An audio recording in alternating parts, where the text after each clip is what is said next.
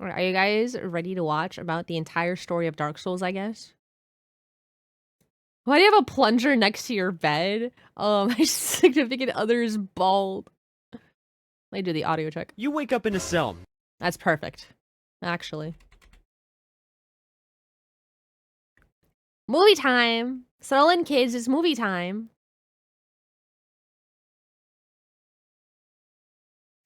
You wake up in a cell, not a cozy little prison cell with 3 meals a day. No, this is the Undead Asylum, a place where people go to rot. Yay! You don't remember how you got here, you don't remember who you are, but that doesn't matter, because the only thing that matters now, you're cursed. The dark sign brands you as undead, which means you can never truly die. You will resurrect over and over, and eventually you will go hollow, losing your mind until you're nothing more than a shambling corpse. Why? Because someone, somewhere, a long time ago, made a really, really bad decision. You don't know who, you don't know why, not yet. All you know is this: you're not the first to be trapped in the cycle, and you won't be the last. But right now you have a more immediate problem. You need to get out. Your escape plan? Fight off some brain-dead zombies, kill a giant demon with a hammer bigger than your entire body, find a hole in a wall and pray it leads somewhere better. Spoiler, it doesn't. But hey, it gets worse. At least you're soon to be free. Congratulations, you've escaped the Undead Asylum. Bad news, you're still cursed, broke, and half naked. But don't worry, some random guy tells you exactly what to do. Ring the bells of awakening and your fate shall be revealed. Cool, you've got a quest, a purpose, a reason to keep going. Except, there are 2 bells. One is at the top of an undead-infested church, the other, deep underground in a poisonous swamp filled with inbred spider demons. Oh, and no one actually tells you what happens after you ring them. But you don't ask questions, you just start swinging. Bell number 1, the Undead Parish. Fight your way through hordes of zombies. Get flattened by the bell gargoyle bell. Fucking demons. Oh my god. They weren't that hard after like my second or third run, but the first fucking run, I remember thinking, oh my fucking god. Theoretically, the inbred spider should be really easy to take out. Why did Siri activate on that? Because apparently one wasn't hard enough, so they added a second. Ring the first bell. Nothing happens. Yeah, I remember thinking when I beat the first one, I was like, wow, this is really easy. His health is pretty good. And then the second one appeared, and I went, fuck my fucking Chungus life. Have a good family meal time, Mr. No Talk. Bell 2, Blighttown. Navigate the worst designed scaffolding in gaming history, dodge mosquitoes the size of your head, fight Chaos Witch Quelaag, a woman infused with lava-spewing spider, because of course that's a thing. Ring the second bell. And just as you start to wonder why you even bothered with those bells, a giant snake-faced abomination crawls out of the ground like some kind of nightmare. Leave him alone. Being able to hear other people ring the bells was so good. I loved hearing the bells ring. 9,000 hours of time wasting. We got time. We got time. Did you know in Dark Souls 1, with your companion, if you summon your friend, if they swing, you can parry your friend, even though they're your friend? Did you know you could do that? Version of a motivational speaker. He tells you, great job. Now go and rekindle the first flame to save the world. Wait, that wasn't part of the deal. Did you just scammed into being fuel for a dying fire? Yes, you did. And your reward for making it this far? A one-way ticket to Sen's Fortress, a trap-filled nightmare designed to kill anyone dumb enough to believe in destiny. So you rang both bells, woke up a horror movie prop, and now you're being sent to Anor Londo, the city of the gods. And at first, it's beautiful. The golden skyline, the massive cathedrals, the peaceful silence. It was really pretty. Reality sets in. The only way in is via a spinning carnival ride operated by some undead janitor. The streets are empty because everyone either died or left ages ago. The first locals you meet are giant knights who will pancake you into the floor. And oh yeah, the place is a lie. Wait, let me build that exposition. Sitting at the end of this holy city is Guinevere, nice Princess chest ahead. of Sunlight, a massive radiant goddess. She welcomes you, calls you a hero, and hands you the Lord Vessel, a key item you need to continue your quest. Except, she's fake. She's just an illusion created by Gwendolyn, Gwyn's weird, shadowy second-choice son. The real gods? Long gone. They abandoned Anor Londo ages ago and left Gwendolyn behind to keep the lights on. And if you see through the lie and attack the illusion, the city goes dark. The golden walls vanish, the streets are now patrolled by vengeful spirits, and you Guys, I never turned off the lights, I think.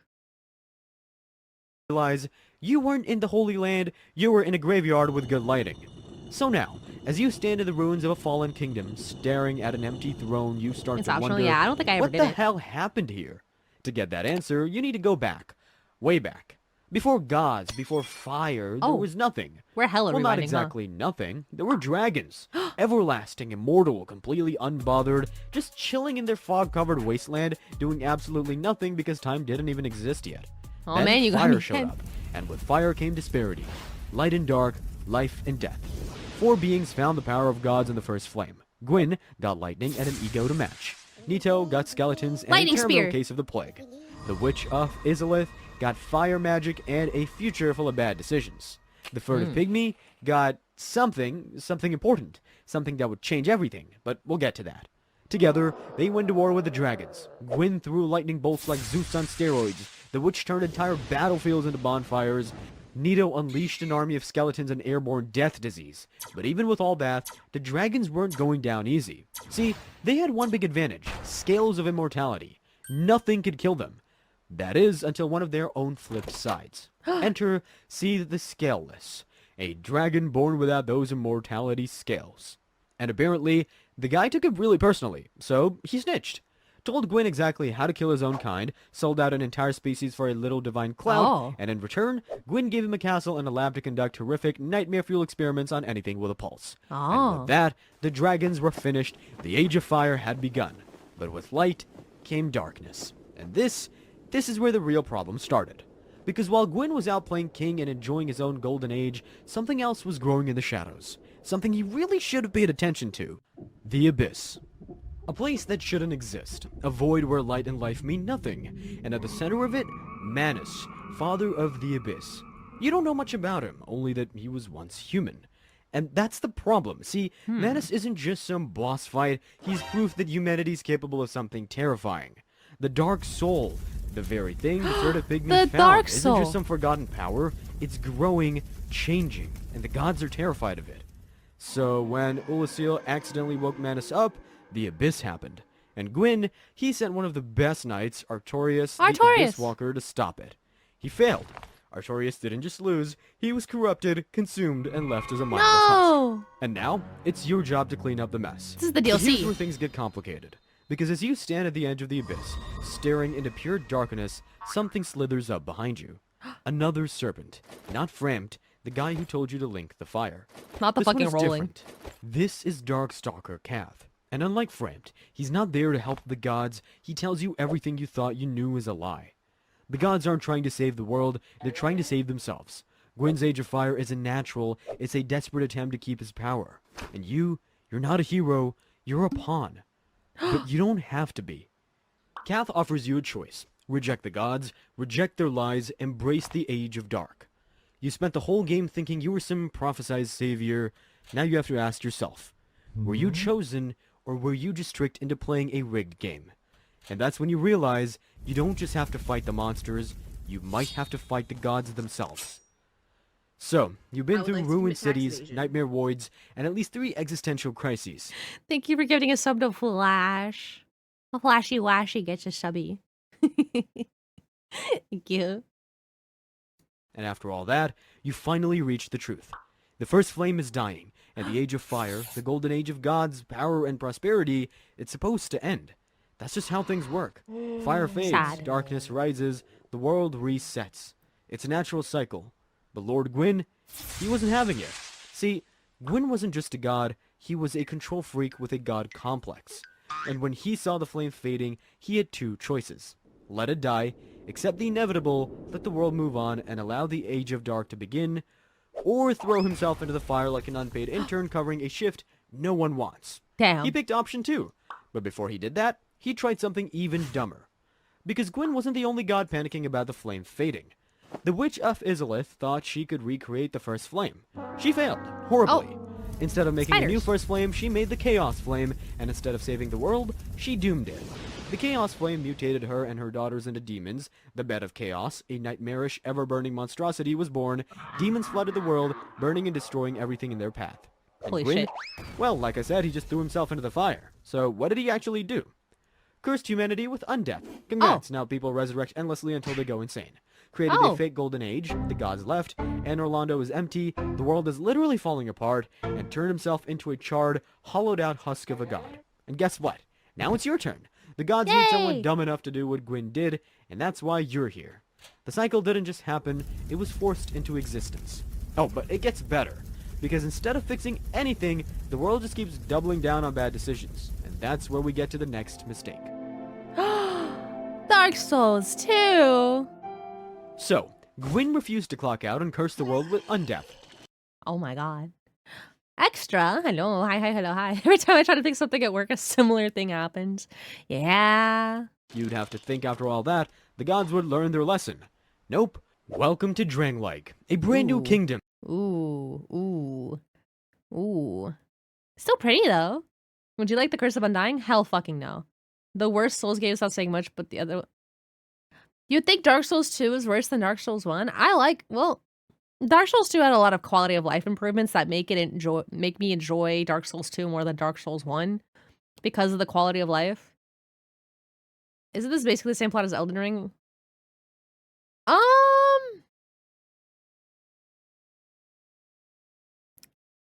Low key, yes and no. You need a sense of humor to enjoy Dark Souls 2. I liked the PvP in Dark Souls 2. I would go to the fucking fire lava bridge and do PvP there as a youth. I enjoyed the Dark Souls 2 PvP.